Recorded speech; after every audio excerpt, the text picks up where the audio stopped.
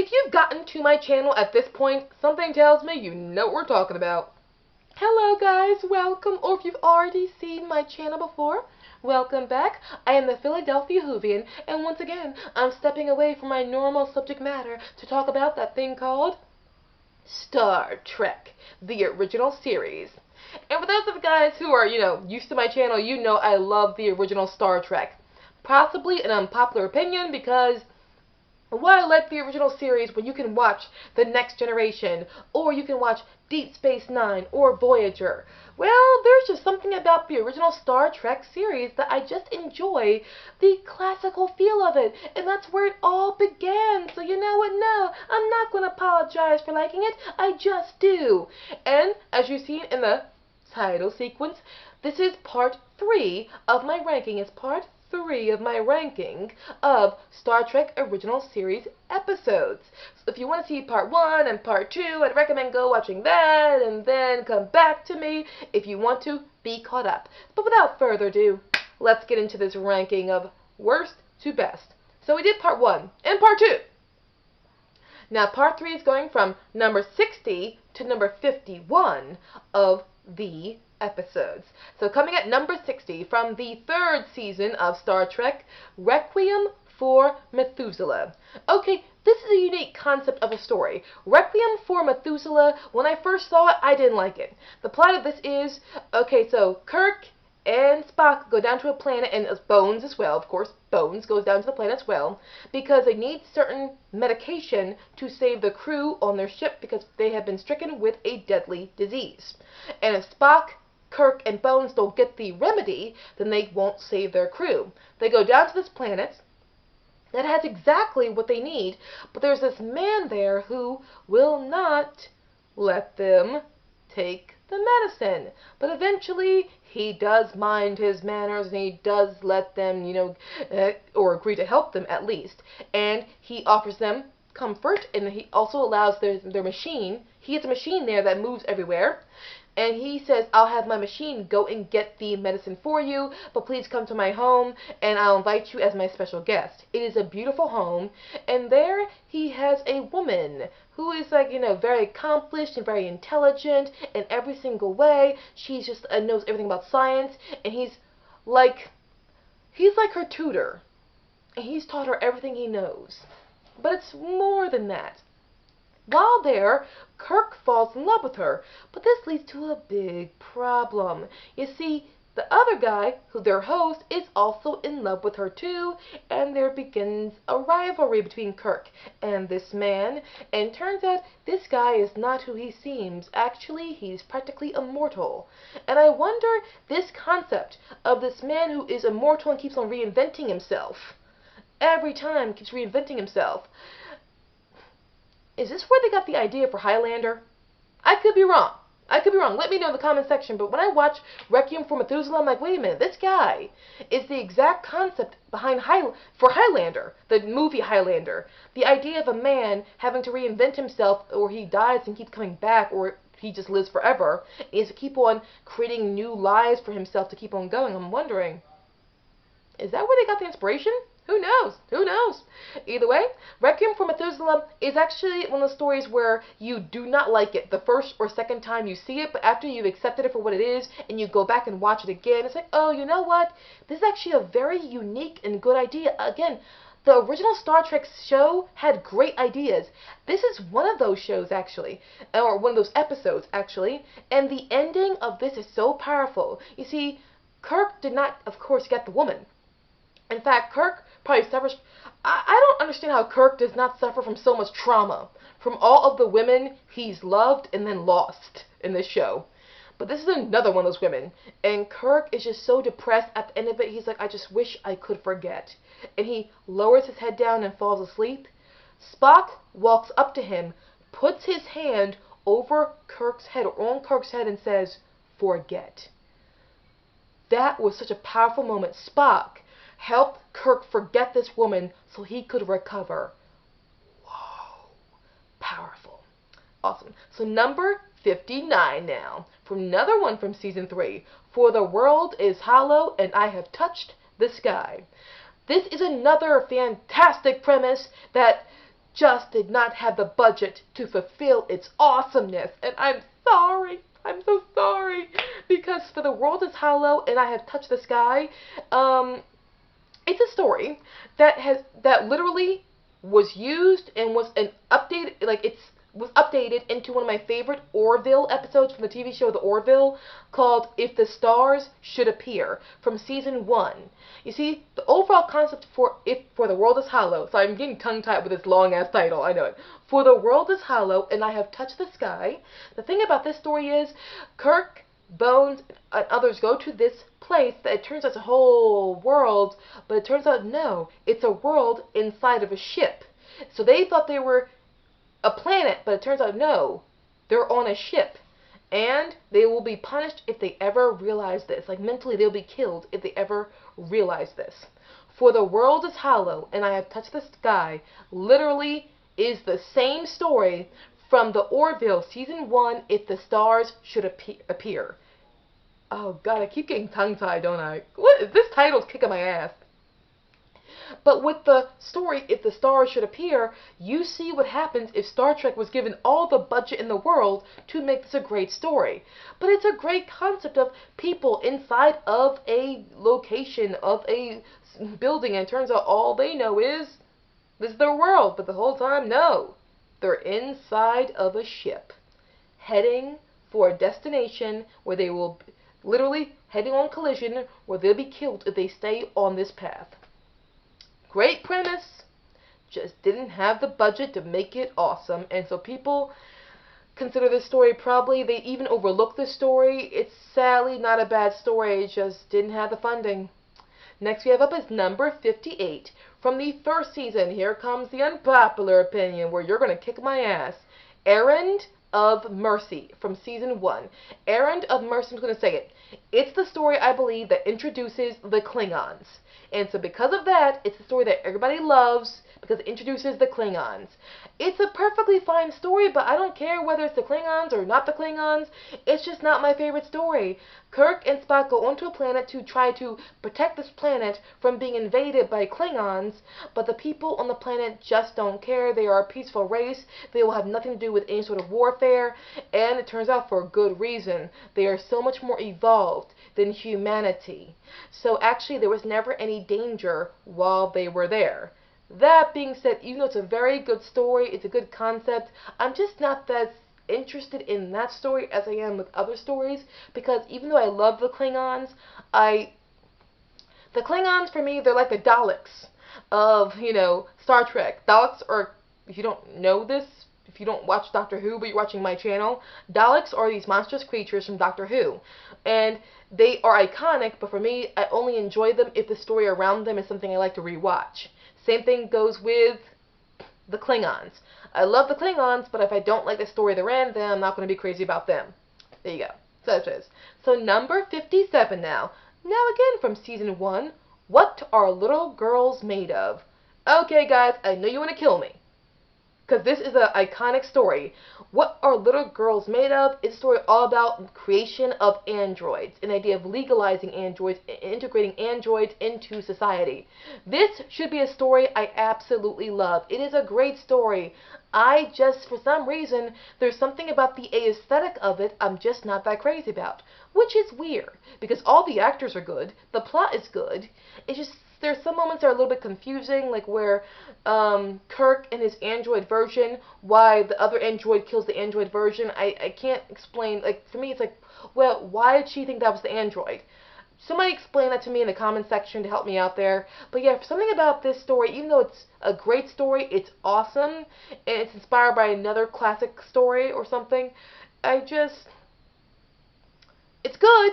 It's wonderful, or not another classic story, it's inspired by another episode from another show. That's, I think, what it is. It's inspired by another episode from a different show.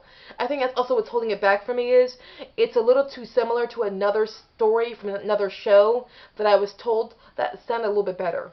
Okay, so that's it. So, I respect the story, guys, just not my thing. Now, next we have up is number 56.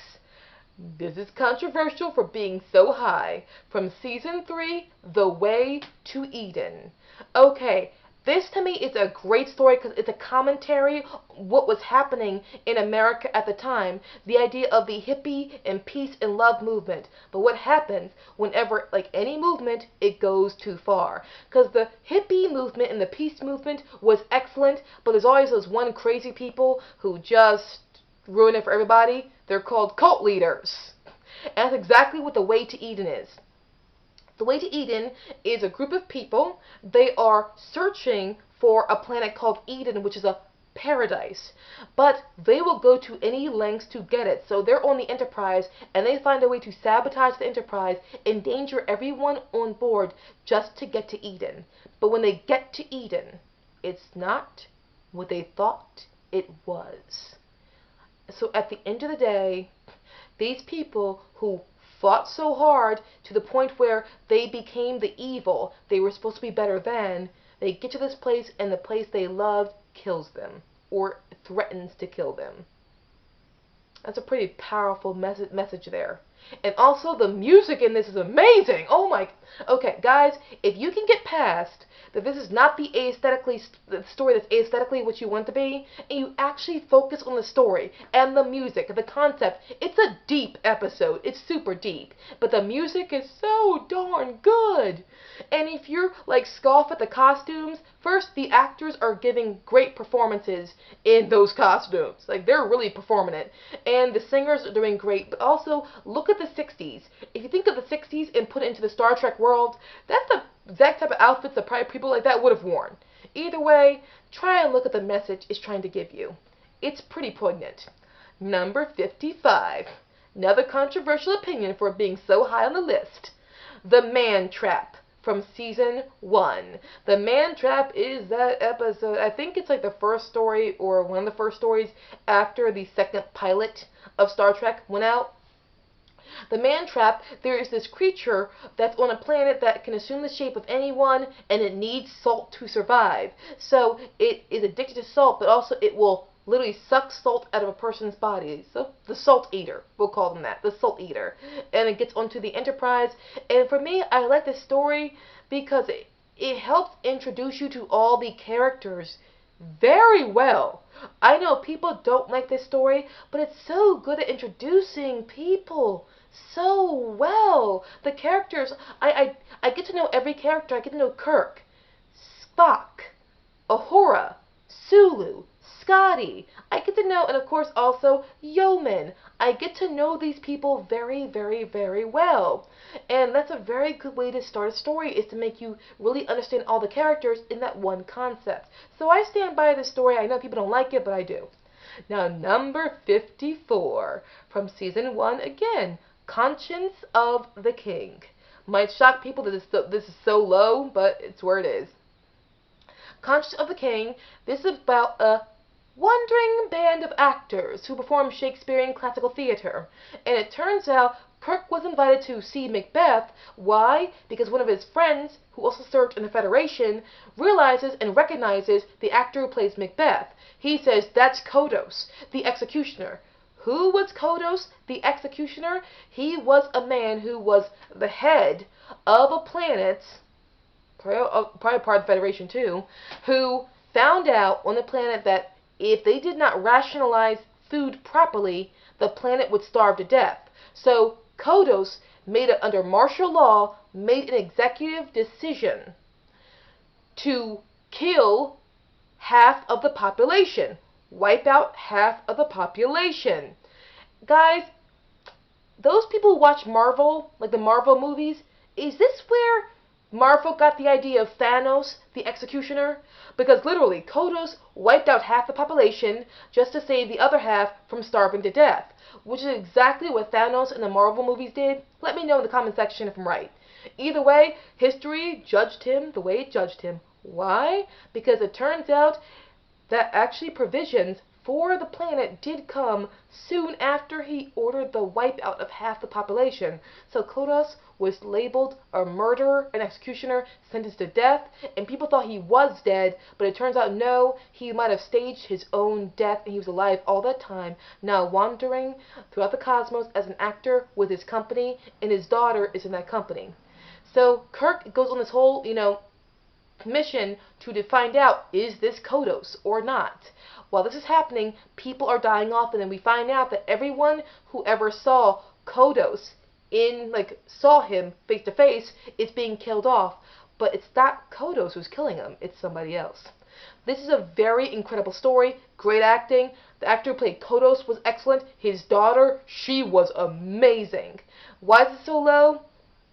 I just did not like how they had Kirk angry with Spock, because Spock was trying to figure out what was wrong with Kirk, because Kirk was being paranoid throughout all this, for good reason, but he was not confiding in Spock. And I did not see why they had to have Kirk angry at Spock for trying to find out what Kirk was up to. I just did not think that made any sense. It put tension where I did not think there was tension needed. I did not see why Kirk would not have relied on Spock and trusted Spock with what he was trying to do. But that's the only thing I have a problem with. It's still a fantastic story, though. That's just the only thing that held it back for me. But the story itself, phenomenal. Now, number 53, another one that's going to shock you from being so low. By Any Other Name, from Season 2. Okay, Kirk and a unit of people go down to a planet. It turns out there are these incredibly powerful beings there on that planet to take aboard the Enterprise so they can get to a planet that they want to go on. It's going to take a long time, which means that the people in the Enterprise are going to die by the time these people get to where they want to get to. It's really about trying to take back the Enterprise. I can't explain why, but I like this story.